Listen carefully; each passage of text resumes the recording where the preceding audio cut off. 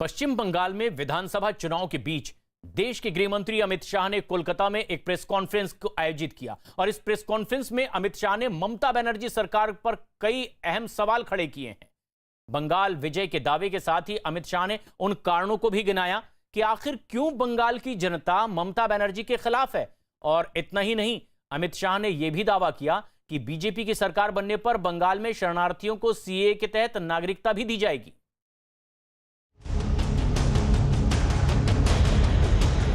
हमारे कार्यकर्ताओं पर लगातार हमला होना, तृणमूल कांग्रेस अपना आपा खो बैठी है। माइनॉरिटी वोट भी अब धीरे धीरे उनसे खिसक रहे, कहीं और जा रहे हैं।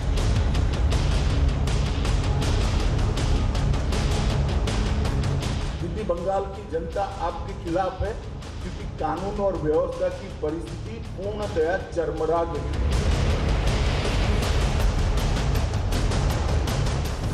ममता बनर्जी पर अमित शाह का बड़ा हमला। हताशा की शिकार हो चुकी हैं ममता बनर्जी। 3 चरणों के मतदान पर अमित शाह का बड़ा दावा।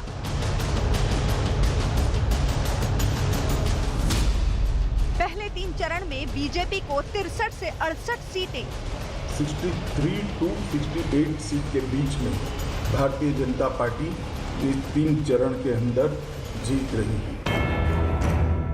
बंगाल के सियासी समर में 3 चरणों का मतदान हो चुका है। सफर अभी लंबा बाकी है, लेकिन उससे पहले ही केंद्रीय गृह मंत्री अमित शाह ने कोलकाता में ऐसा बयान दिया है जिसने टीएमसी के खेमे में खलबली मचा दी है।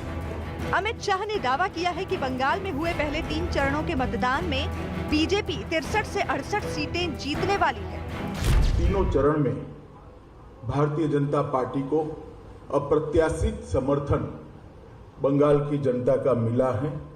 हमारे एक आकलन के हिसाब से 63 से 68 सीट, 63 to 68 सीट के बीच में भारतीय जनता पार्टी इस 3 चरण के अंदर जीत रही है। अमित शाह ने ममता बनर्जी के उस बयान पर भी पलटवार किया जिसमें उन्होंने ये आरोप लगाया था कि बंगाल में सीआरपीएफ केंद्र के इशारे पर काम कर रही है। जिस प्रकार की टिप्पणी ममता दीदी ने सुरक्षा बलों के लिए की है, मुझे आश्चर्य है कि सार्वजनिक जीवन में मेरा बहुत लंबा समय गया है, मैंने ऐसी टिप्पणी कभी नहीं देखी।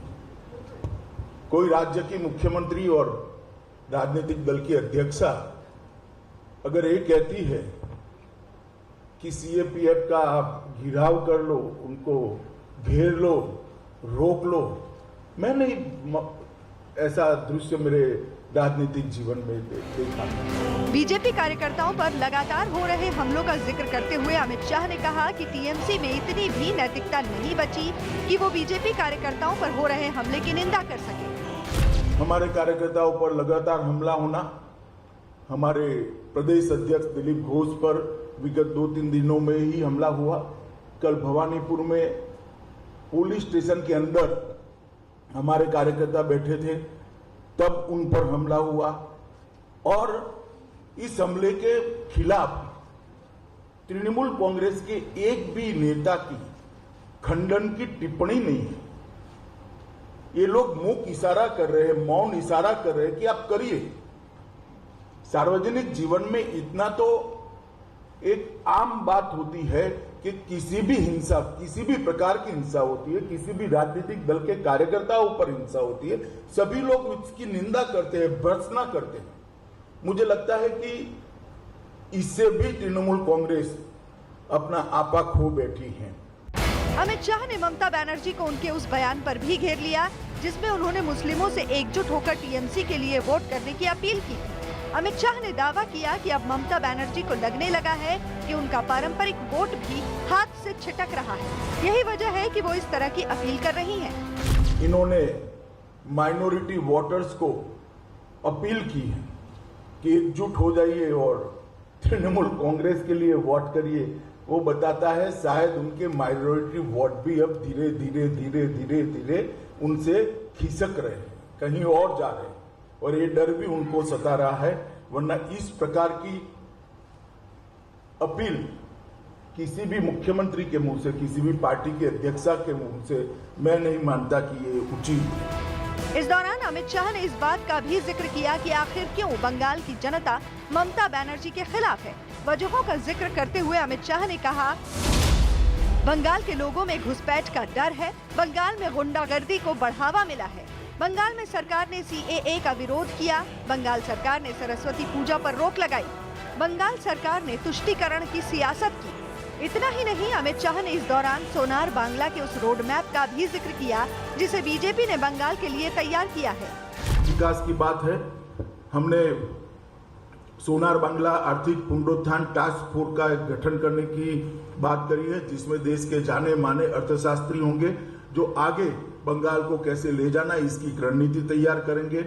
इन्वेस्ट बांग्ला की स्थापना कर निवेश तेजी से आए, इसके लिए एक सरल पद्धति का हम इजाद करेंगे। ईज ऑफ डूइंग की जो तालिका है उसमें देश में बंगाल तीसरे नंबर पर लाने का हमने संकल्प किया है। 100% गारंटी कवर के साथ MSME को 10 लाख की लोन कोई भी कोलेटरल गारंटी के बगैर देने के लिए हम योजना लेकर आए हैं। गुरुदेव रूरल एडवांसमेंट मिशन के तहत लगभग 2 लाख करोड़ ग्रामीण इंफ्रास्ट्रक्चर में इन्वेस्ट करने का भारतीय जनता पार्टी की सरकार ने तय किया है। जाहिर है बंगाल के सियासी रण का ये वो पड़ाव है जहां सही वक्त पर छोटा सा दांव भी बड़ी कामयाबी की वजह बन सकता है। यही वजह है कि जैसे जैसे चुनाव का ये दौर आगे बढ़ता जाएगा, वैसे वैसे आरोप प्रत्यारोप का दायरा भी बढ़ता जाएगा।